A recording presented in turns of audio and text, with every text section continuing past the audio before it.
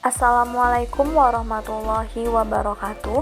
Kami dari kelompok 2 yang beranggotakan Dina Natalia dan Febi Nabila Lestari ingin mempresentasikan hasil diskusi kami mengenai topik 5 demonstrasi kontekstual mata kuliah perancangan dan pengembangan kurikulum, yakni terkait lembar hook dan hold, salah satu elemen dalam perancangan kegiatan pembelajaran berdasarkan kerangka UBD dalam pembelajaran ketika guru menarik perhatian peserta didik di awal pembelajaran, misalnya dengan ice breaking dan lain sebagainya.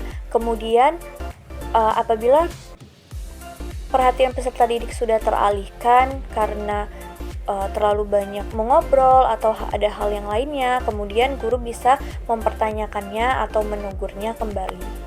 Soal pertama, bagaimana caranya mengunggah pemikiran untuk melibatkan semua peserta didik dalam ide-ide dasar dan melakukan untuk kinerja, misalnya dengan membangun lingkungan terbuka. Lingkungan terbuka dapat mendukung setiap peserta didik agar merasa nyaman untuk berbagi ide dan pandangan mereka. Kemudian tidak lupa pula menerapkan hubungan saling menghormati dan menerima pendapat dari temannya apabila berbeda. Yang kedua, menggunakan metode pengajaran interaktif. Metode pengajaran interaktif ini misalnya dengan diskusi kelompok.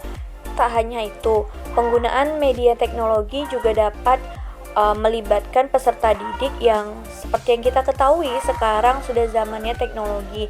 Pasti peserta didik akan lebih tertarik dan dapat berbagi pengalaman dan pengetahuan yang mereka miliki bersama-sama. C. Memberikan proyek berbasis masalah. Memberikan proyek atau tugas untuk memancing kreativitas dan mengajak siswa untuk berpikir kritis. Yang D. Fasilitas diskusi terbuka. Guru juga harus memfasilitasi agar peserta didik dapat berdiskusi dengan menyusun argumen dan muncul pandangan mereka dengan memberikan fakta-fakta dan alasan yang kuat. Yang E. Memberikan tanggung jawab dan peran. Membagi tanggung jawab seperti siapa pemimpin diskusi, siapa moderator, dan lain-lain itu akan menambah tanggung jawab mereka untuk memberikan peran dalam diskusi di dalam kelas. F. Mengaitkan materi dengan kepentingan pribadi. Nah, menghubungkan materi dengan hal-hal kontekstual juga sangat perlu dilakukan oleh guru karena juga dapat menggali informasi dan peserta didik dapat lebih aktif memberikan pengalaman karena mereka sudah mengalami sendiri apa yang mereka contohkan dan lain-lain. G. Menyelenggarakan acara pameran atau presentasi. Nah, kemudian bisa melaksanakan presentasi yang dimana nanti peserta didik akan mengungkapkan ide-idenya bisa kepada teman sekelas, kemudian guru, dan orang tua. Pertanyaan kedua, situasi apa yang dapat melibatkan peserta didik untuk membuat ide-ide besar secara menarik, konkret, dan sangat penting? Guru bisa memberikan metode student center learning yang dimana peserta didik diberikan kebebasan untuk mengeksplorasi minat dan keahlian mereka. Kemudian melalui metode ini juga peserta didik mengambil peran aktif dalam pembelajaran. B. Menggunakan metode pembelajaran diferensiasi. Menyesuaikan materi pembelajaran dengan tingkat pemahaman peserta didik serta memberikan gaya belajar sesuai dengan apa yang mereka sukai.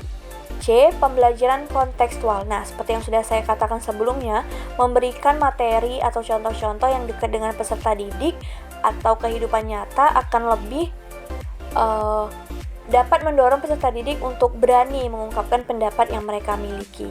Pertanyaan ketiga, bagaimana pendekatan penyampaian materi dan keingintahuan terhadap materi? Pendekatan penyampaian materi sehingga menghasilkan minat dan keingintahuan mereka terhadap materi bisa dengan memanfaatkan teknologi karena strategi ini sangat penting untuk membuat pembelajaran menjadi efisien dan juga efektif, juga dengan mempertimbangkan sarana prasarana yang ada. Pertanyaan keempat, peluang macam apa yang bisa menopang minat belajar, terutama ketika dalam pembelajaran terasa sulit? Guru bisa memberikan A. Pembelajaran diselingi dengan ice breaking. Ice breaking dapat membuat peserta didik menjadi lebih semangat kembali dan meningkatkan fokus mereka. Yang B, pembelajaran juga dapat guru selingi dengan memberikan motivasi atau memberikan pengalaman-pengalaman yang menarik. Yang C, pembelajaran menggunakan teknologi sebagai pembelajaran interaktif, misalnya dengan kuis-kuis menggunakan web quizzes, Wordwell, dan lain sebagainya. Dengan hal ini, peserta didik dapat menjadi kembali semangat dan juga mengembalikan fokus mereka yang dimana sebelumnya mereka merasa pembelajaran saat itu terasa sulit. Pertanyaan kelima, hambatan yang menimbulkan kecilnya pengambilan risiko, rendahnya imajinasi dan kurangnya imajinasi, dan ketidakmampuan memutuskan.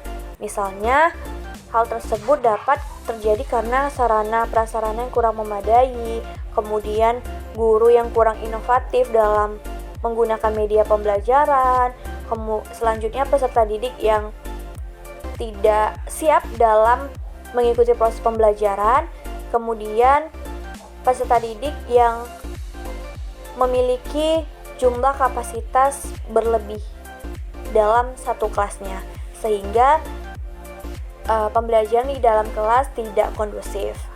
Sekian hasil diskusi kami mengenai lembar HUP dan HOLD pada perancangan dan pengembangan kurikulum bagian demonstrasi kontekstual. Sekian, terima kasih. Assalamualaikum warahmatullahi wabarakatuh.